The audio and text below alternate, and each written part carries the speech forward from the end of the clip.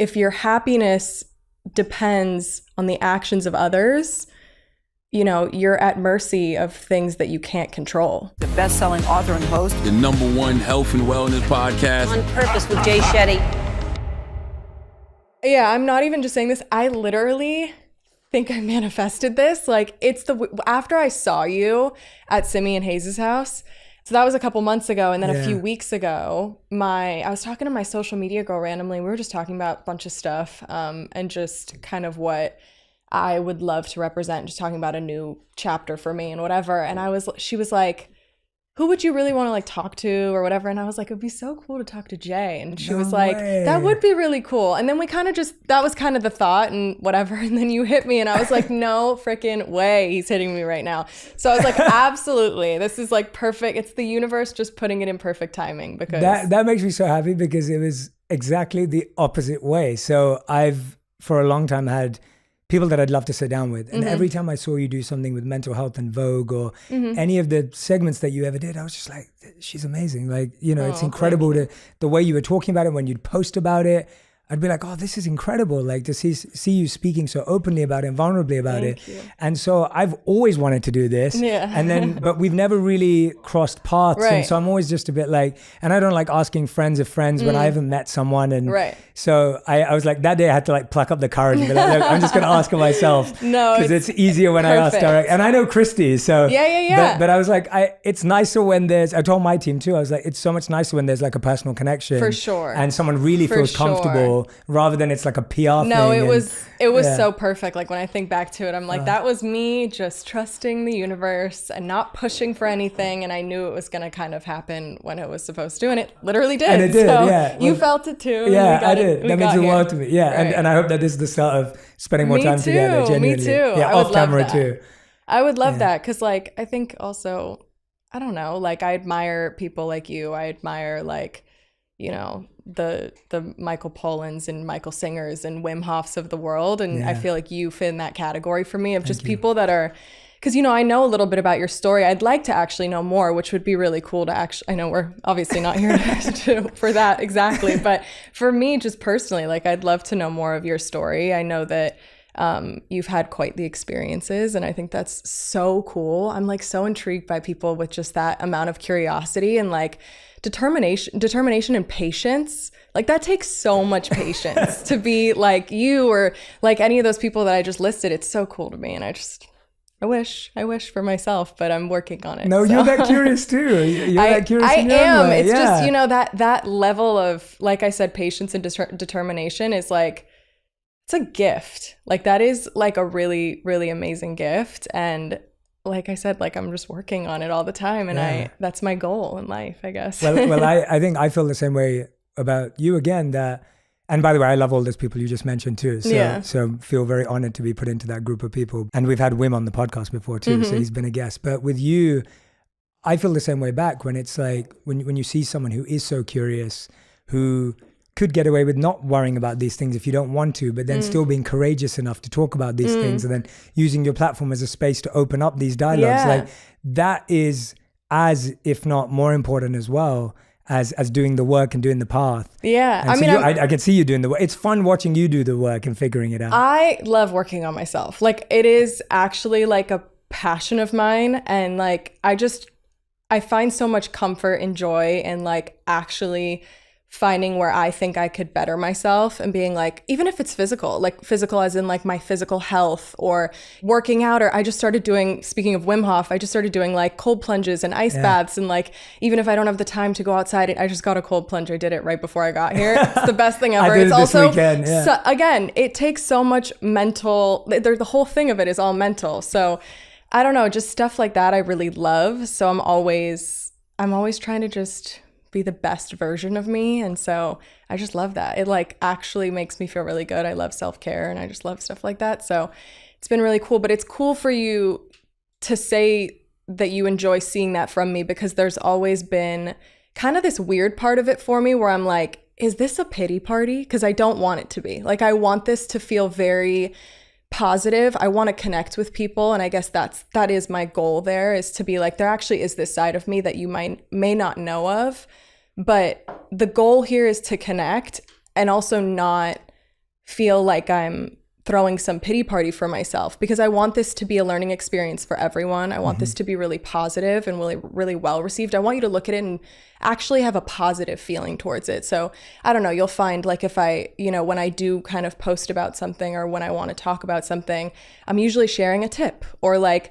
sharing kind of like a little technique, even if it's something so simple as like walking outside, taking a few deep breaths and journaling. Like it's just that kind of stuff that I really like to share, because I feel like I want to be helpful more than anything. Absolutely. And that's at least how I see it. Like I see it not completely, not as a pity party at all, but so much more as just, hey, here's a reminder, or here's something that I did. And I feel like that positivity shines through too in the way you do it. So at least if that helps, whatever that's worth from the outside, it definitely comes across that way. Cool. And this has easily been the warmest introduction to a flow of a conversation I've ever experienced in my entire life. I was actually really nervous coming in here because this means so much to me. Like, and I'm serious because, I've done a lot of interviews in my life. And when thinking about this one or thinking about that I even wanted to do something like this, it means a lot to me. And so it made me a little nervous. And I was like, I just want to get this right. This isn't like, me going out and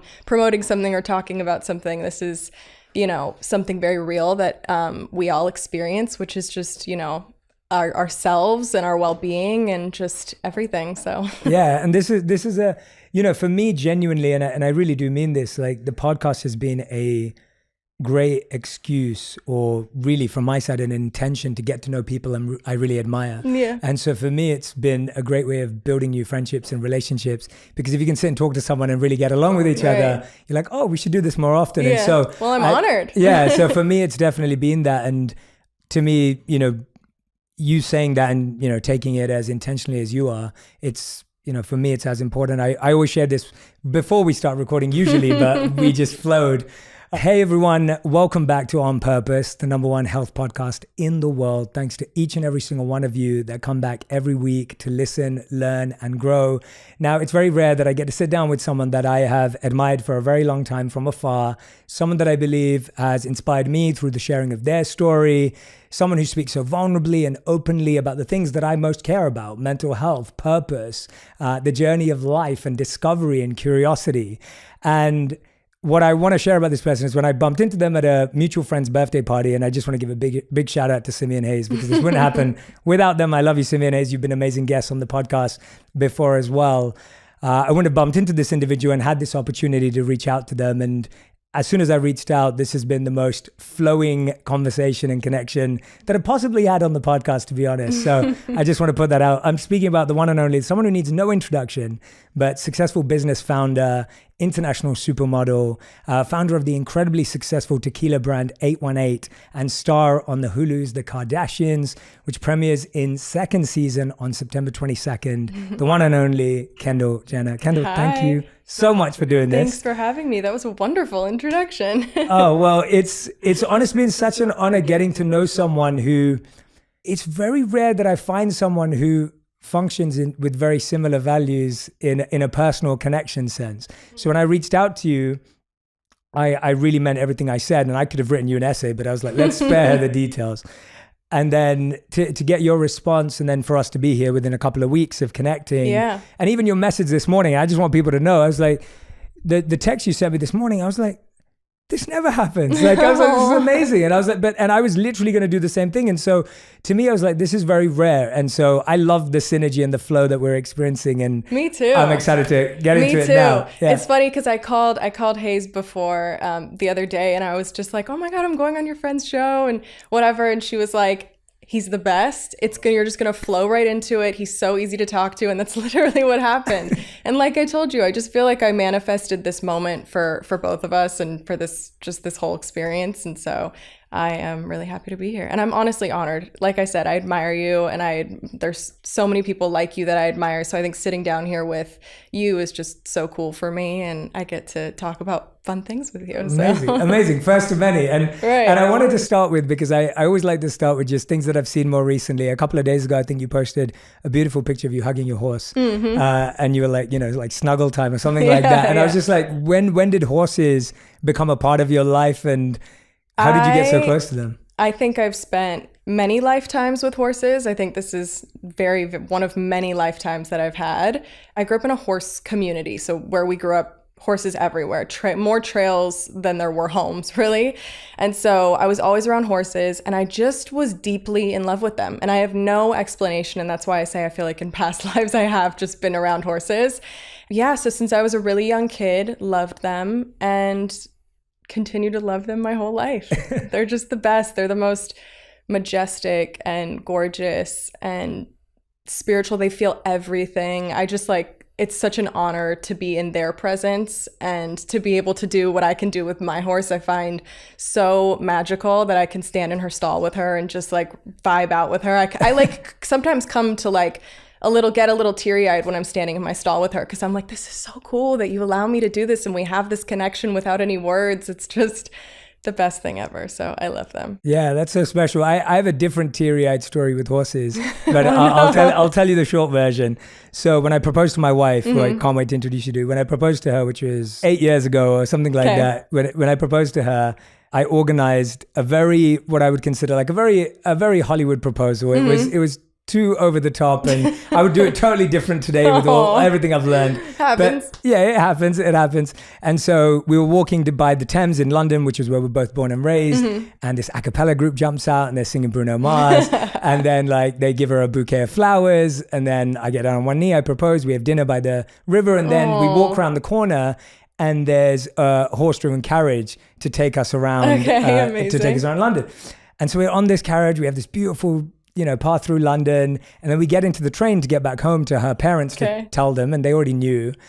She's got hives all over her face. No and way. All over she was allergic? She's allergic to horses. And I found out the day I proposed to her. I was like, all right. So then she was she had tears. And when we got back, her parents were like, what did you do to her? At least you got to enjoy the moment. At least you got to enjoy the, yeah, it wasn't until right? afterwards. But no, I love sorry horses. To hear that. No, I love horses the same way you do. I used to go to India a lot when I was a kid. And that's where I first learned to be with horses. And they're so therapeutic. Absolutely, yeah. There's a reason there's equine therapy. It's the best. But exactly. Yeah, they make me when I'm with her. I have a few, but I'm mostly with one of my horses right now because her name's Delandra. I didn't name her. She came with her name, but I call her Dylan or Dill.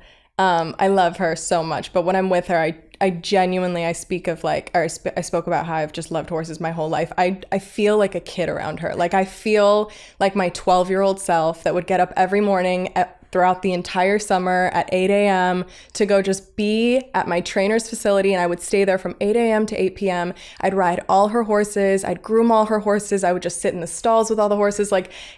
Anytime I'm with her, I just have that sense of being a child again, and it's a really, really good feeling. Yeah, so animals have that special ability, don't they? They're so whichever awesome. animal you're attracted to. And yeah. I never thought I would, but when I lived as a monk, the animal that's revered in India is cows. And you would never think of cows being majestic or, in that way, especially when you're not in India. But the cows in India have these lotus-like eyes. The eyes are just absolutely gorgeous. Stunning. Yeah. And they're so special and they're such gentle animals. Yeah. And recently, Radhi and I went trekking with gorillas in Rwanda. And gorillas we have to go. That sounds unreal. It was unbelievable. And they're the animal that's revered in Rwanda. So whenever they have a new gorilla that's born, they have a naming ceremony with the community. I love that. It's so beautiful. And then I heard somewhere that your first job was you were a dog walker. Yeah. And so I was thinking do you have any lessons or anything you learned by being a dog walker? I think first jobs are so interesting. Yeah. No, I was always a super disciplined child, meaning I just loved, I would put myself to bed at 7 p.m., my mom would be playing with me and my little sister and be like, Mom, it's 7, I gotta go to sleep. It's time for my bedtime. She'd be like, are you okay? And so I was always that kid. And so I think I just was always really eager to work. I don't know why. I just wanted to always have something to do, something that I felt passionate about that I really enjoyed.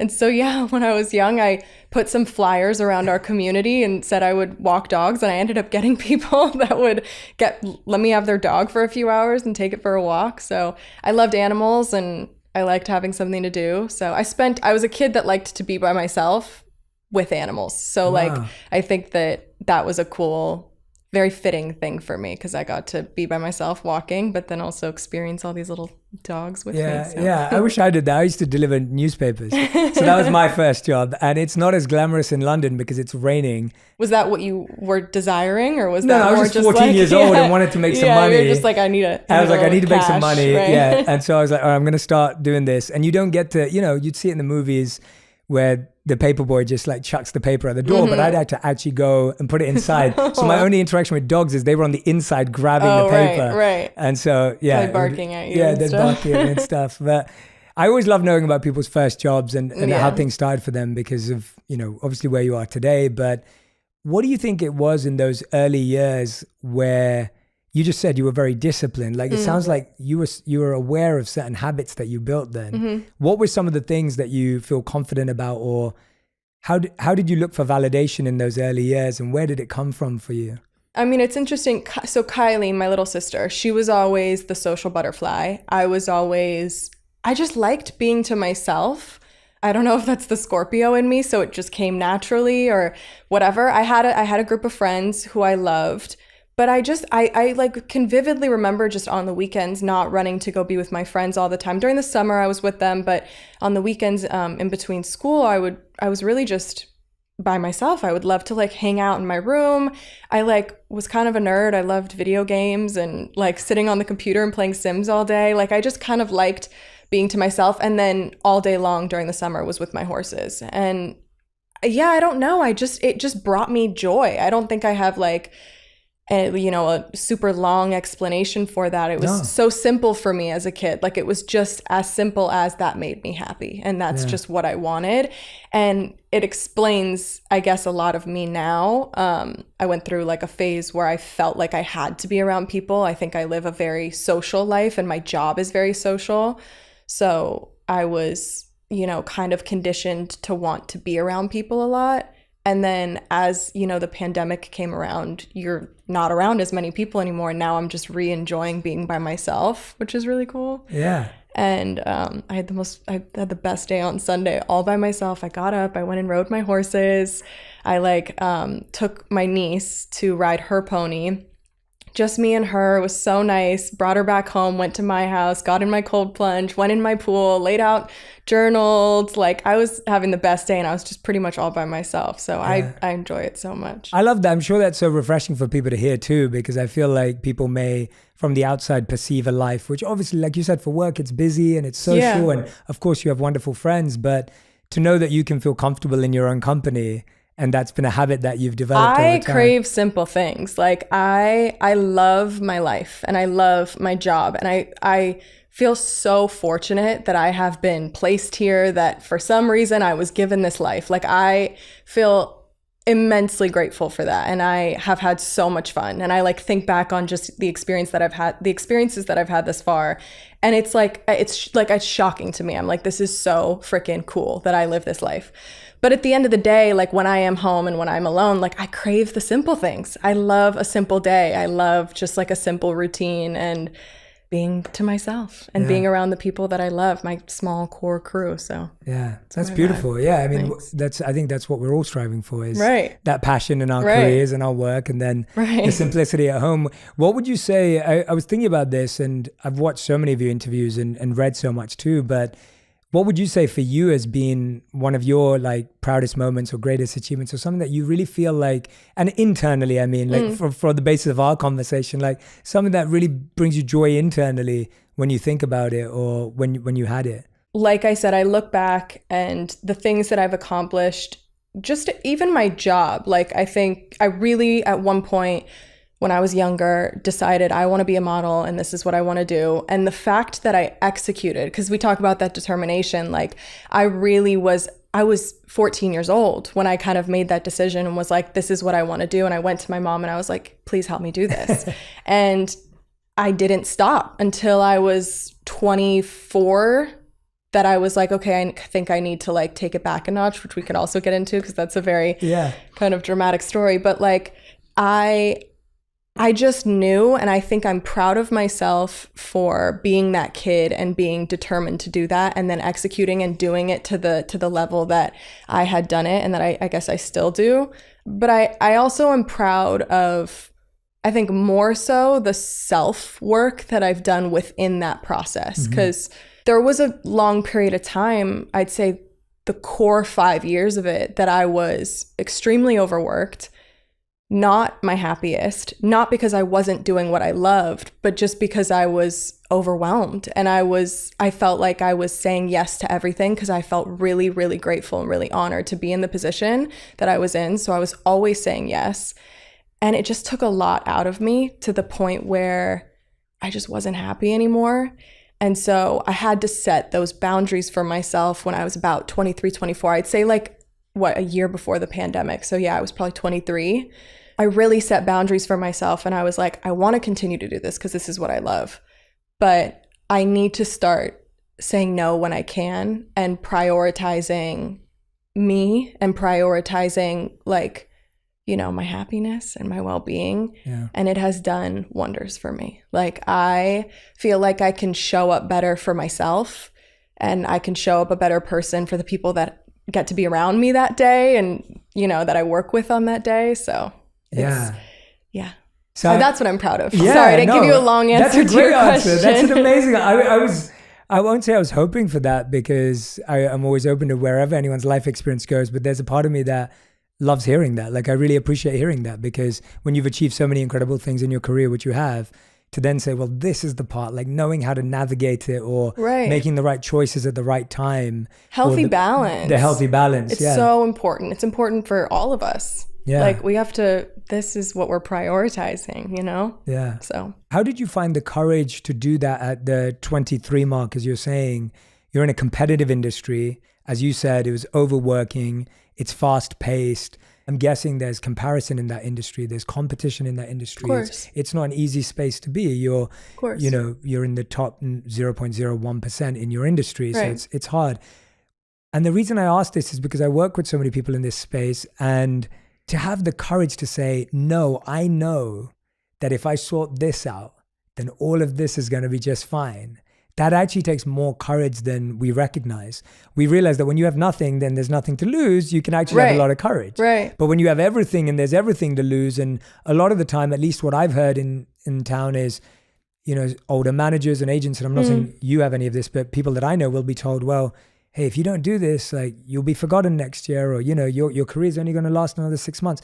How did you have that courage to say, no, I need to do this? Like, where did that come from? And I think that it's like, I've never thought about it that way, to be completely honest with you. I just knew that if I had gone any further, that I was going to lose myself. I was at I was on the teeter-totter edge of that point where had I gone any further, I was probably not going to be great.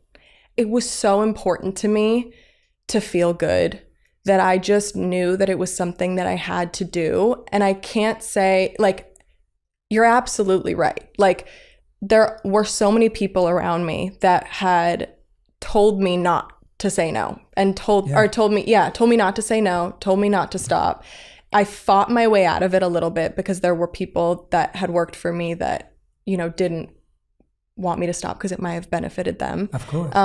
But I got to that point and I just knew I had to do it. And I don't know. I don't know how to explain it, I guess. Yeah. It was just such an unbelievable sensation that I had where I knew that if I do this, I'm going to be better for everyone. And I'm going to be better for myself, which means I'm going to be better for the people around me. And I have to do this. And so it wasn't really, I want to be able to live with happiness. God forbid any of this ever went away. And I think that was a big moment for me of being like, I'm going to be okay if I don't get this job tomorrow. And I'm going to be okay if I don't get that job in a month. If I have to take this time to do whatever, things will come. Everything's going to work out the way it's supposed to. And I had to trust that. So. Yeah. Well, to me, from the outside, and it's beautiful that you didn't see it in yourself, because that almost makes it even more wonderful. But the idea that, to me, from the outside, that's a lot of courage. Yeah, thank you. It takes a lot of courage. It takes a lot of vulnerability and openness, and it takes courage at every level, whether someone's thinking about quitting their job to do something they love, or whether someone's trying to relocate their family and doesn't know how, or whether someone like you is feeling success but then going, well, wait a minute. And I think in the past few years we've seen athletes and musicians and actors and people in all creative industries step back and say, well, I need to put me first. Yeah. And I think that that's empowering because I think we hear about burnout in work culture and corporate culture so often. For sure. So what was it that you started to do with that newfound time at that time? Like, was the curiosity always there and now you could actually follow it? It was. Yeah. It was always there. And I had a lot of people coming to me telling me about meditation and how it changed their life and therapy and so many different things. And I was a bit overwhelmed because I was like, oh my God, what if this is going to suit me? I think it's a very personal experience. Absolutely. I think everybody has a very different version of all of that stuff. And so it was a little overwhelming. So I think I really just took the time to be off for a second. It was even the little things. It was like being able to go to my friend's birthday party, which I wouldn't have been able to go to before because I was working a lot. I love hearing that because I think it is those simple things like, giving yourself that space, whatever it is that you needed to do. Yeah. When you needed it. And like you said, sometimes it's like, that's when all the subscribe buttons come up in front of you and it's like, try this and try this. And it's like, well, no, let me just take my time. And it was also, now that I think about it, 23, I'm 26. I've had my horse so around that time is when I bought the horse that I have now, who is my, like, I jump her and I have 2 other horses, but they're like retired. So I don't really ride them the same way I ride her. So yeah, I guess it was around that time too that I was like, I'm going to do this because I love this. Yeah. And like, I want to get back into it. And this is what I've loved my whole life. So it was around that time that I feel like all of that started happening and I bought my horse and I like started taking more time for things that made me really happy. Yeah. What I'm noticing in you and observing, or at least from just these... God. No, in a good way. In a good way. It's all good. I was just saying, it's like, it feels like no matter what's happening in your orbit, there's this pillar of belief that it's important to be happy. Yeah. Like, that's like this core center belief in your life where it's like, it's important to be happy. It's important to be happy. That has to be the goal. For sure. And, it's not always easy.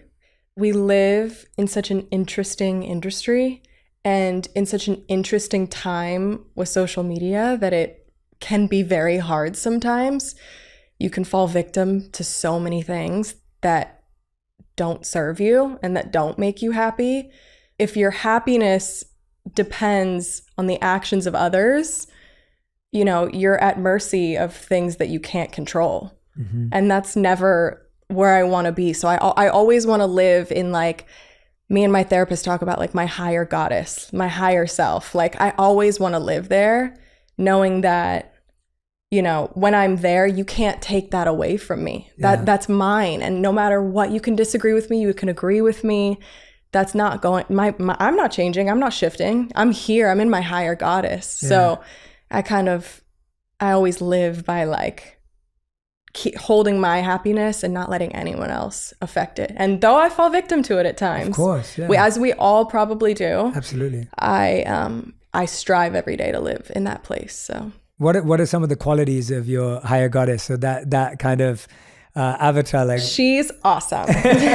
Like I said, I don't love a pity party. I also like, sometimes it feels weird to like say good things about yourself, but I've also learned a lot about talking to myself and a lot about looking in the mirror and being like, you're great, you're gorgeous, you're amazing, you're loyal, you're positive, you're so many, like, I love words of affirmation. I love just sitting there and reassuring myself of who I am, because that's another thing for me. There's so many false narratives about me, about all of us, I'm sure. Like, so many people think they have you figured out when they don't even know the half of it. So sitting there and being like, you get frustrated sometimes. It could feel really unfair. You could be reading something that someone is saying about you or hearing something that someone's saying about you and being like, that is so unfair because that's not who I am. Mm. And that really gets to me sometimes, and that really sucks. But then looking at myself in the mirror and being like, but I know who I am. Mm-hmm. And that's all. Why does anything else matter? And my friends know who I am. And my family knows who I am. My dog knows who I am. My horse knows who I am. Like, why does everything else is just noise? I do this exercise. I don't think I've shared this before, but I do this exercise with some of my clients where we'll go on a walk and we'll be on a hike wherever we are. And I'll ask them what they think a piece of, maybe there's a little leaf, or maybe there's a flower or something that looks a little unique on the path. And I'll say, what do you think that feels like? And what do you think it would feel like if you picked it up in your hand? And they'll be like, oh, it looks really rough, and like it might scratch me, and like it looks like a bit, like uneven or whatever, and it looks kind of hard and strong. And then I'll ask them to pick it up. And 9 times out of 10, it's completely different. Like they'll pick it up and it'll just dissolve in their hands, or they'll turn it over and the color's really soft. The shape's really soft, and the color's totally different on the other side. And I do that exercise to help us realize just how multifaceted humans are. Yeah. Like today I've got to meet you, and obviously we're spending a lot of deep, intimate, vulnerable time together. So you learn faster about someone. But if someone only follows someone on social media, or only sees someone at an event, or only sees one interview, it's so easy to create such a singular view of someone. Right. And I think, and I want to say this because I really think we all feel it, I don't think anyone wants to be seen in a singular way. If you had to choose one word that had to be you for the rest of your life, I don't think anyone wants that. I think we all know that we're messy and complex and different. Of course. But we like to put someone else in a box, whoever that may be, because it's easier then to live life and say, okay, well, that's person's A, B. Right. So there's this beautiful piece of wisdom that I always share from Charles Horton Cooley, and he wrote this in 1890, I think it was, which just shows how true this has been for such a long time, and obviously long before that as well. And he said, the challenge today is, I'm not what I think I am. I'm not what you think I am. I am what I think you think I am. And we'll let that blow everyone's mind. It gives me chills every time I say it. Charles Horton Cooley said, the challenge today is, I'm not what I think I am. I'm not what you think I am. I am what I think you think I am. And what he's trying to say is that we live in a perception of a perception of ourselves. So if I think you think I'm smart, then I allow myself to feel smart. Right. It's like we need that validation. We need that validation. Right. Or if I think you think I'm not smart, then I feel hurt. Yeah. And the challenge is, I don't know what you're thinking at all, or especially outside in the world. And so I find that what you're saying around like, well, what do I think about myself? Like, how do I feel about myself? How do the people that actually know me feel about me? Right. I think that's really empowering. I wanted to ask you, because I feel like from what I've seen and from what I've heard, you have great friendships. You have a great relationship with your family, as you said. Like, what do you think have been really great habits or traits in relationships that have helped you build up good friendships and family relationships? Because I think for so many people, sometimes their friendships and their family can often be the most difficult part. But I feel like the way you communicate or the way you're talking about it, I'm like, okay, there's some really good habits in place here. Yeah. Have there been any principles or rules that you've learned along the way that have been helpful? I mean, of course, honesty. I'm a big person on like keeping a really honest, healthy, communicative relationship. But I also think like, I find it really important to not feel like you're on top of each other when you have your family around or your friends around. It's okay to like, sometimes, even if you're at like a family dinner, running to the bathroom and just being like, let me just take a couple breaths because this is getting overwhelming. That's a great Do you know what I one. mean? So I just love to like, take a second. My feelings are valid. Like sometimes my family's a lot, which I bet everyone already knows. Which is everyone's families have a sense of crazy to them. Totally. But I think that I can get really overwhelmed really easily. I am prone to just, a good amount of anxiety and just being extremely overwhelmed and kind of taking everything too seriously sometimes. So I like to just step away sometimes and just be like, this is okay. I'm allowed to feel this way. It's valid. I'm just going to take a deep breath and I'm not going to react. And then I'm going to go back out there and I'm going to be fine. That's a great habit. Sometimes I do that. I love that. I love how easy it is. No one needs to learn a new meditation practice or new thing. Sometimes that's it's so just as simple as that. Yeah, it's as simple as that. I love that. One of the things that, which really touched my heart when I saw this, because I think when things happen in culture and everyone talks about it, but sometimes you're like, okay, well, I can tell that there's a real connection here. Like when you lost Virgil, right? Like that, when I saw your message and what you spoke about it, I was like, wow, this is someone who had a really deep connection with this individual. And going through grief is really, really tough. Like, people who lose, and I lost two really close people to me during the pandemic. I'm sorry. Thank you. One was my spiritual teacher since I was 12 years old, and he died of stage 4 brain cancer, and I hadn't seen him during the pandemic, I couldn't go back for his, because that was still when it was like tight lockdown. So I couldn't go back for his funeral. And, you know, he'd been the person who'd been such a key piece in my life. Wow. And then the other person pretty much in the same year was my best friend as a monk. So he was still a monk. Wow. And he happened to get cancer and he passed away during the pandemic. I couldn't see him either. And he was my age. And so to lose someone that was, you know, and he was still there. And so, And so when I saw your wonderful tribute to Virgil as well, I was like, you know, how do you process something like that when, you know, it's not only industry friends, but genuine friendship beyond that? And just well, my first thought here is, why is it always the best people? Like, why is it always these people that are just such balls of light in everyone's life? It's like, so you just think about it and you're like, this is so unfair, and you're going through every emotion. And to be honest, it was really shocking because not everyone knew what he was going through and suffering from. So it was really shocking. I'll never forget the day I found out, and it just absolutely obviously breaks your heart. And you can't help but be like, oh my God, did I ever say enough? Did I ever tell him enough? It's really interesting to share that feeling with so many people. Yeah. It feels good in a way. And you're just like, it makes you feel so human. And you're sharing this emotion with people that knew him, people that didn't know him, people that just loved him from afar. And it's just a really beautiful and incredible thing to a certain degree, but then also just obviously the most devastating thing. It hits so hard when so many people are talking about it and so many people are affected by it. So it was definitely a really shocking, really sad time. Yeah. It was, yeah. Yeah, and it's really interesting what you said there is like why, and I had that with my spiritual teacher for sure. I was just like he was, you know, and what's really powerful about what I could at least remember from him at that time was that even though he had stage 4 brain cancer, which means he'd lost his short-term memory and a lot of his long-term memory was impaired, if you ever met him, he would just thank you for your service to God. Like he would just say, thank you for everything you're doing for other people. And he would just be grateful. And I was just like, that's exactly how V was too. He was the most positive, lived life, like appreciative, wanted to say yes to everything, wanted to just be there for everyone. You could literally ask him to design a pencil for you and he would be like, it'll be done tomorrow. What else do you need? Like he just had so much to give and he gave it. And that was pre his diagnosis. That was like, that was just who Virgil was.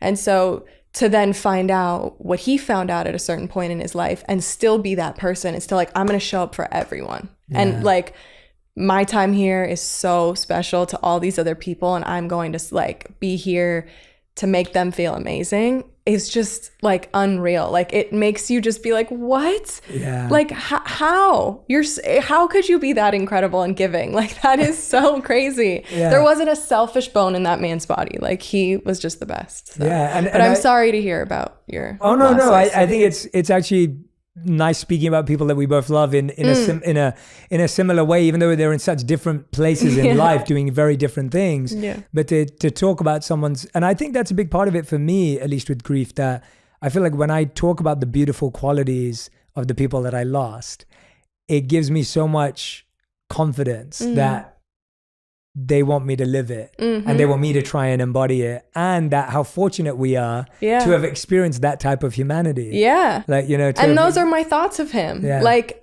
I think all we ever really want as human beings is to be, you know, when we do leave this earth, we want to be remembered so beautifully and positively. I know, at least I do, of course, but like you of course want to make people feel something. And he made so many people feel something. And for that, it is so special. Like they say that we have our purpose here. And I know that he fulfilled a purpose here that he was supposed to fulfill. And I think I think about it beautifully. Like obviously it's a very, very sad situation and it breaks my heart, but I have nothing but beautiful thoughts of him, and I think that's really cool and really special. So thank you for sharing that too. Yeah.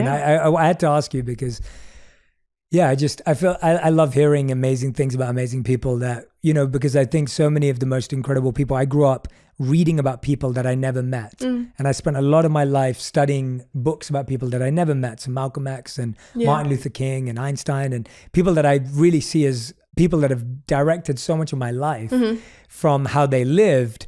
And I feel like he was potentially one of those people that I never met him, but whenever I hear about him, I'm just like, for sure. Oh, this is someone that we could learn from. For sure. You spoke about purpose there.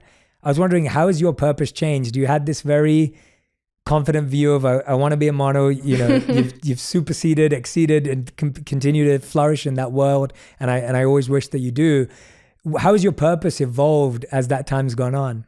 I think I've learned a lot. I've learned a lot about myself, about what I want from my life, and which is kind of what we've been talking about. But I'm actually really excited to get older and to learn so much more about not only myself, but like the journey and the path that I guess want to take and want to be on.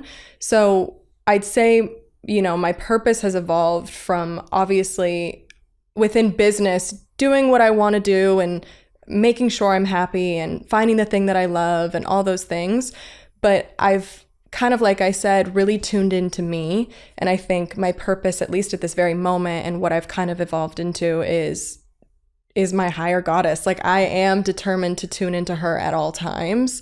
But also, as I get older, I have so much that I want to connect with other people and with, AKA social media and people that may not know me personally, and just, the following. Like I said, I was given this life for some reason. For whatever reason, I was placed here, and I do feel a purpose to share and connect and put a smile on people's faces or make someone feel a positive feeling. And so I think that within me wanting to achieve, me tuning into my higher goddess, I think that also entails me being a great version of myself for other people to then experience, and my tips and my tools and whatever I can share, whatever help I can give. I really, as corny as it sounds, I want to spread love. Like, I want people to feel love. That's really, I guess, the purpose. Yeah. That's beautiful. I mean, what more could you ask for? Yeah. Right. Yeah. And it is funny that so much of the stuff that is corny or, whatever, that's the stuff that's true. Right.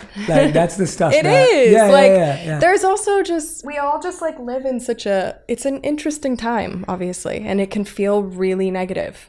Yeah. And I tend to stay off of platforms like social media platforms because it's hard to look at sometimes and it feels really negative. So I feel like we all just need a little bit of a smile sometimes. Yeah, I agree. I post these videos every day, which are just these fun, silly things that happen in the world that my team will find, I'll find. And I post them every day literally for that reason and that reason only, because I'm like, I may or may not say something that makes someone smile. Right. But this definitely will. Like, this without a doubt will bring some joy to someone's life. That. And if this is the only joy that someone experienced, I want them to see good in the world and believe that there's good in the world. That's one of my favorite things to see on TikTok when I sit in my bed at night and fall victim to TikTok. I love to see, there's people that'll post like, here's like 5 amazing facts that have happened in the world in the last couple weeks or whatever, and it'll be like pandas are not extinct anymore, and like the Great Barrier Reef is coming back and stuff like that. And so I'm like, that's so cool. That's what I want to hear. Exactly. And if it was like it's going down, it's like it's going to get a lot of likes and hits. But if it's going up, it doesn't get the same attention. Yeah. Why do we like gravitate towards the negative so much? Like, no. Very interesting. We have to retrain. I genuinely believe it's just a pattern. It's a pattern and a habit that's been adopted for so long. Absolutely. And we have to retrain ourselves. The clickbait of it all and the whole thing. And we're like, that's going downhill. I need to see what's happening. And we just like... We do need to retrain our brains. It's exactly what it is. Yeah. And it starts with what you said earlier. It starts with how we see ourselves. It is all from that. If someone looks in the mirror, as you were saying earlier, or if someone just reflects on themselves, not physically, but just internally, most of us will spot all the negative things about ourselves. And then we take that out into the world and spot all the negative things about everyone else. And then we take that out into social media. So that just propels from if you it's ask all me, a reflection it's of, all, yeah. right. If we ask someone to sit down and write down, as you said, we feel uncomfortable taking a compliment, or we feel uncomfortable saying something nice about ourselves, right? Exactly. And so it all starts with our relationship with ourselves. If we were able to find 3 good things about ourselves today, I promise you're going to find 3 good things about the person sitting in front of you, and that will exactly. Yeah. I do a lot of like inner child work with my therapist, and there's actually a trend on TikTok that was going around, but coincidentally enough, we ended up naturally speaking about it in my session. And it was like this trend on TikTok, I guess, that was like a girl being like, anytime you're being mean to yourself, just think this is who you're talking about. And then it flashes to like a photo of her as a kid. Yes. And so me and my therapist were talking about something similar, and she was like, why don't you find like a photo of yourself and put it on your bathroom mirror, so that every morning, every night, every day when you walk into your bathroom mirror, you're looking at her and you're remembering that if there's anything negative that you're ever saying about yourself, if you're ever being mean to yourself, you're talking about her. And so I did that, and I went into my like my memorabilia closet in my house, and I was looking through old like photo books, and I've seen these photo books my whole life. I've literally seen every photo that's been in here. And I like flipped to a page, and there was a photo I'd never seen of myself ever. It was a Polaroid, so it was the original photo. And it was just me as a little girl with a bow in my hair and a dress on. And I have like a little alien tattoo or something right here. And I'm like, have this big cheesy smile on my face. And I was like, that's the photo I'm putting on my thing. I can show you the photo later. I have a picture of it on my phone. But so I pasted it on my bathroom mirror, and I talked to her. And I'm always like, if I'm ever looking in the mirror and being negative towards myself or anything, I always look right over to her, and I'm like, she's dope and I love her. And so it's just another way of just self-love. I love that. That's such a great tool. Such a great tool. My team found a kid picture of me and made an embarrassing version of that trend. So I'll show you that too. But, awesome. Okay, so you know it. Yeah, okay. I know exactly which one you're talking about as well. Kendall, you were saying earlier that, you wanted to come here and you wanted to share, and you manifested it, and there were things you wanted to share. What is it that's on your heart that you've wanted to share that maybe we didn't go there today already? Or is there something on your mind and heart as an experience, or anything that really drew you here and made this happen, right? Like, I want to honor that. I think we've honestly touched a lot of what I felt like I would have loved to get off my heart. I don't know. I was really excited, honestly, to come here and share a little bit of me that I feel is very sometimes scary for me to share. And like I said, I came in here and I was a little nervous because this is important to me. And like this part of, everyone's journey and what we're talking about today it's so important. That was, I guess, my intention here today, was to come in and share a little bit of me, and maybe for whoever's watching, they find some comfort in this or some joy from this, or they understand me a little bit more, you know what I mean? So I think that we've hit a lot of really cool points, and yeah, I mean, I feel really good. Good. I wanted to honor that. I asked Thank that you. because, I think when you feel you're in that flow with someone, and I feel like, we've learned so many new things about you today, and there's so many moments where I'm like, I just feel like you're so comfortable and you've been so open with us, but I just wanted to honor that. Thank you. And make sure that Appreciate you feel that you've really felt heard and seen. And, I appreciate that. Yeah. Thank you. So I want to be mindful. I hope so. We all want to just be understood at the end of the day. So yeah. I think the closer you get to people, humans, the closer you get to people of different backgrounds and different walks of life, the more you start to recognize how similar we all are. Yeah, exactly. And how many challenges we all share, despite how much money someone has in the bank, despite how much fame someone has, despite how much followers someone has. Right. And what we find is that everyone feels their own guilt for where they are, and everyone feels their own pressure for where they are, and everyone feels their own challenge for where they are. And you just start to realize that we all have the same emotions in different mixes. Yeah, we're all just having a human experience. Exactly. We're all just going day by day. I think we all need to be a little bit kinder to each other and just take it easy on some people. Because we all have our own struggles, and I don't know. I'm an empath, so I feel for things, and I feel for people, and and it starts with you.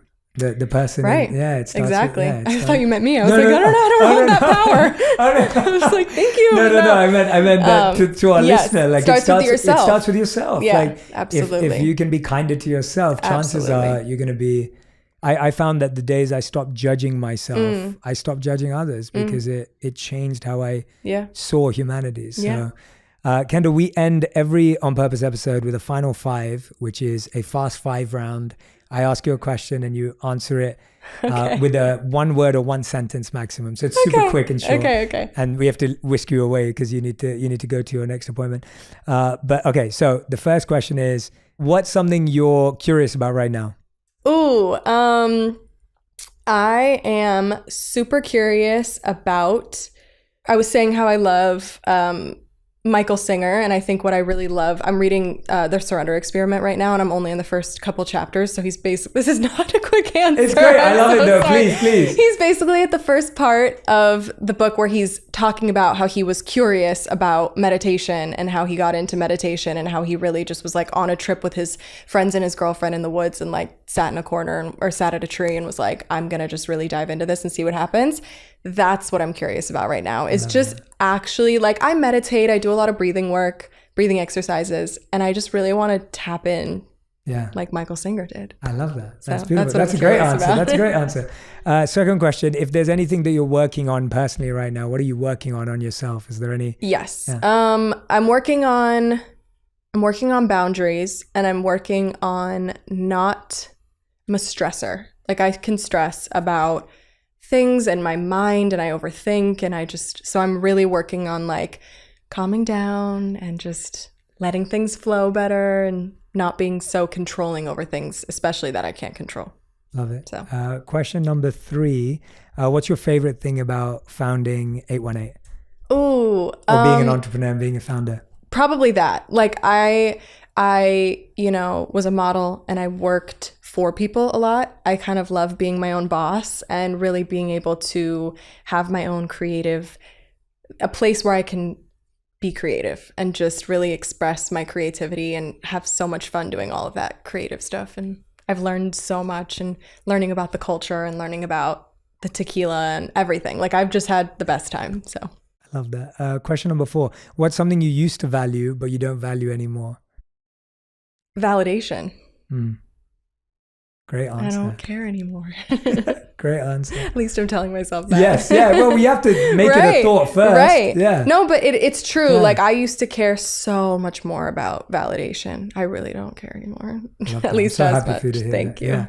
5th and final question. If you could create one law that everyone in the world had to follow, what would it be? Ooh, I would do like, on like a Sunday, you have to take half the day and like not look at your phone or something. That's great. I love that. That's a legit law. That's great. Right? Yeah. Would be kind of nice. Or the full day. Or the full being day. Really crazy. I love that idea. I love that. Kendall, Jenna, everyone, this was amazing. Kendall, this honestly, and I'm excited to catch up afterwards too. Yeah.